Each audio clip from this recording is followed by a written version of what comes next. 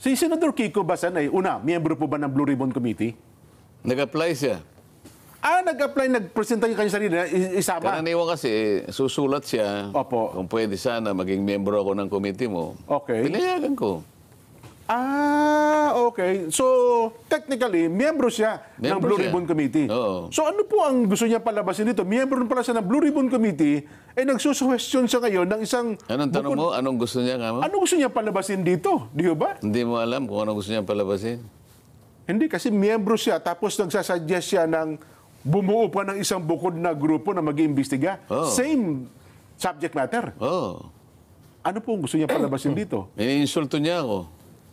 Aba, kung ganyan, Sen, kung halimbawa ako, hindi naman ako miyembro ng Blue Ribbon Committee bilang isang mamamayan, pwede ka bang sabihin sa kanya na, Senador Kiko, baka pwedeng bumitaw ka na sa Blue Ribbon Committee?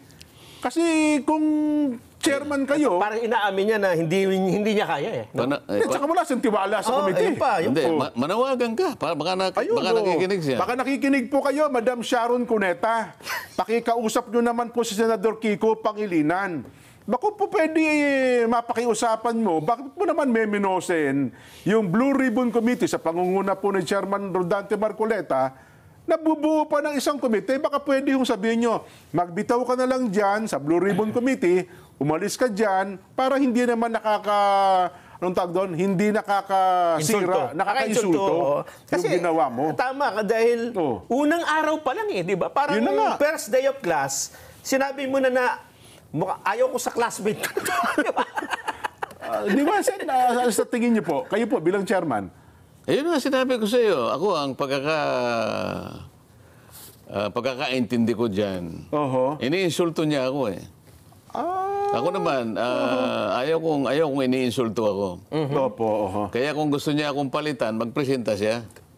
Na chairman ng Blue Ribbon Committee. At pakita niya na mas marunong siyang gumawa ng mandatong itinalaga sa committee na yan.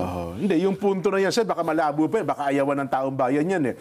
Pero ako sa tingin ko, bilang isa po na nag-oobserba, Sen, kung wala po kayong tiwala sa Blue Ribbon Committee, bilang miyembro, bumitaw na lang po kayo dyan. Sabihin nyo na lang, aalis na po ako, chairman ng miyembro ng Blue Ribbon Committee.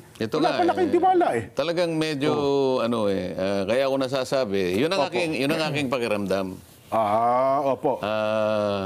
Katatransfer ko pa lang. Isang araw pa lang ang ginugol ko sa pag-imbestiga. At kung titingnan mo sa lawak ng problemang talagang harapin mo at iimbestigahan mo, hindi mo nakakayanin naman ng isang araw.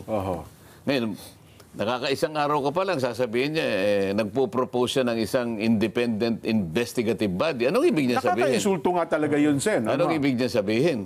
Di ba? At ang ilalatag pa niyang, i-recommenda pa niyang mga pangalan, dating ombudsman, Conchita Morales.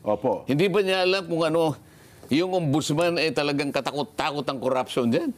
Pagkatapos sasabihin niya, sabihin nila sa akin, na ang ombudsman ay malinis na malinis at walang korap dyan.